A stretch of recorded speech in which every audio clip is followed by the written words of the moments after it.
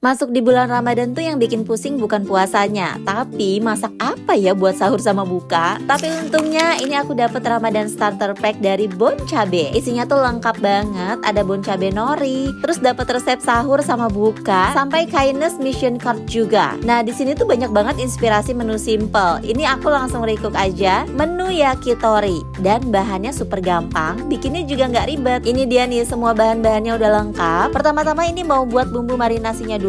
Tinggal masukin aja saus tiram, tambahkan air, minyak goreng, dan air jeruk nipis. Terus ini aku mau potong dada ayam filet dibentuk dadu. Nah bumbu marinasi tadi buat merendam ayamnya selama 15 menit. Dan ini sudah 15 menit, lanjut ditusuk-tusuk ke tusukan sate. Biar lebih variatif, ini aku tambahin daun bawang, jadi diselang-seling gitu. Udah selesai, panaskan teflon. Terus kita masak dulu sate ayamnya di atas teflon. Tadi kan masih ada sisa bumbu marinasinya, ini aku mau olesin lagi di atasnya. Tinggal dibolak-balik aja. Terus kalau sekiranya udah mateng, langsung diangkat. Menu yang kelihatan fancy tapi ternyata gampang banget buat sahur atau berbuka puasa. Nah terakhir ini jangan lupa kita tabur pakai bon cabe nori, yang norinya lebih banyak